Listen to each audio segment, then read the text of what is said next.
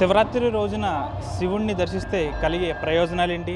అసలు శివరాత్రి రోజు నాడు జాగారం చేస్తే కలిగే ఫలితాలేంటి?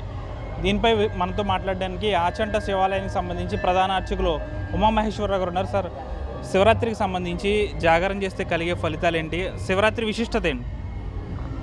స్వామివారు ఆచంట రామేశ్వర స్వామివారిగా పిలువబడుతున్నారు.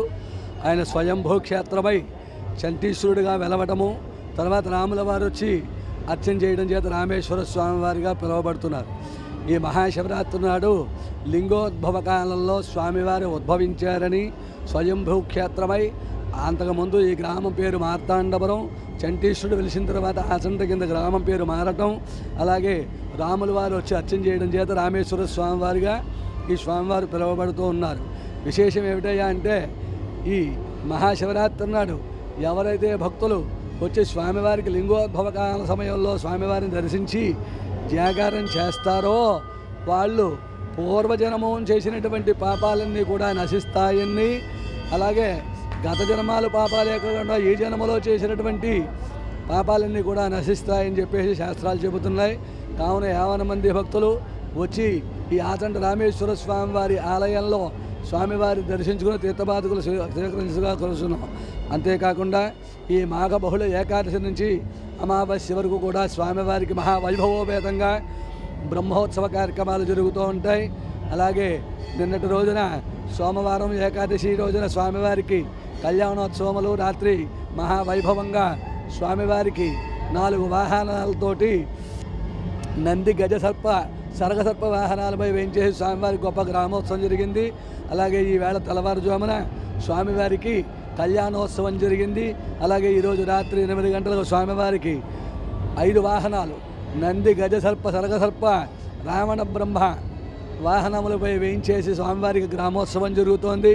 అలాగే తెల్లవారుజామున 1 గంట దగ్గర నుంచి స్వామివారికి నిత్యాభిషేకాలు చేసుకుని, విశేషంగా చుట్టుపక్కలటువంటి గ్రామాల నుంచి కూడా వచ్చి 50 మంది భక్తులంతా కూడా వచ్చి స్వామివారి అభిషేకాలు అర్చనలు చేసుకుంటారు. అనంతరం స్వామివారికి విశేషంగా చాలామంది భక్తులంతా కూడా వచ్చి స్వామివారిని దర్శిస్తూ ఉంటారు. వాళ్ళకి కావలసినటువంటి ఏర్పాట్లు డిపార్ట్మెంట్ వాళ్ళు, కార్యనిర్వాహక వారు కూడా ఏర్పాటు చేసి ఉన్నారు. అలాగే స్వామివారికి మధ్యాహ్నం 3 గంటలకి స్వామివారికి సరస్యోత్సవం అనంతరం రథోత్సవ కార్యక్రమం జరుగుతుంది. సాయంత్రం 6 గంటలకి ఉపాలయాల్లో ఉపయోగించినటువంటి విశ్వేశ్వర స్వామివారి కళ్యాణోత్సవం జరుగుతుంది. రాత్రి 12 గంటల కాలంలో స్వామివారికి లింగోద్భవ కాలంలో మహన్యాసపూర్వకంగా ఏకాదశి ద్రవ్యపూర్వకంగా స్వామివారికి ఏకాదశి రుద్రాభిషేకం, అలాగే అమ్మవారికి కుంకుమార్చనలతో మహాశరవ పరవదనం జరుగుతుంది.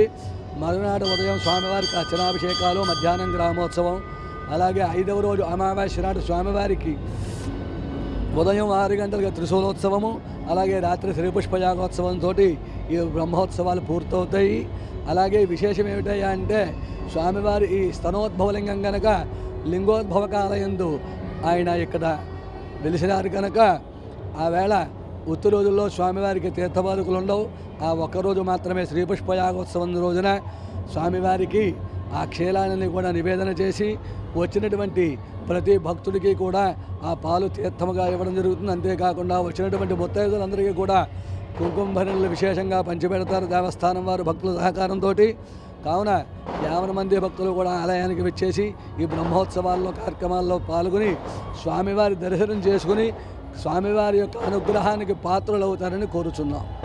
శివరాత్రి రోజు నాడు శివుణ్ణి దర్శించుకుంటే కలిగే సత్ఫలితాలు ఏంటి? అంతేకాకుండా శివరాత్రి రోజు నాడు జాగారం కూడా చేస్తారు, దానివల్ల కలిగే ప్రయోజనం? ఈ శివరాత్రి నాడు స్వామివారిని దర్శించినట్లయితే మన జాతకంలో ఉన్నటువంటి దోషాలన్నీ కూడా నశిస్తాయిట. అంతేకాకుండా మోక్షప్రాప్తి కలుగుతుండ. ఆ మహాశివరాత్రి నాడు ఎవరైతే ఆ శివుణ్ణి ఓం నమశివాయ అనుకుంటూ నమస్మరణం ధరిస్తూ ఉపవాసం ఉండి రాత్రికాలంలో జాగారం ఉండి మళ్ళీ తెల్లవారుజామునే మళ్ళీ స్వామివారిని దర్శనం చేసుకుంటారో వాళ్ళందరికీ కూడా విశేషమైనటువంటి పుణ్యం లభిస్తుందని ఆగమశాస్త్రాలన్నీ కూడా చెబుతున్నాయి. మరిన్ని వీడియోస్ కోసం ఛానల్ ని సబ్స్క్రైబ్ చేయండి. లేటెస్ట్ అప్డేట్స్ కోసం వాట్సాప్ ఛానల్ ని ఫాలో అవ్వండి. ఆ లింక్ డిస్క్రిప్షన్ లో ఉంది.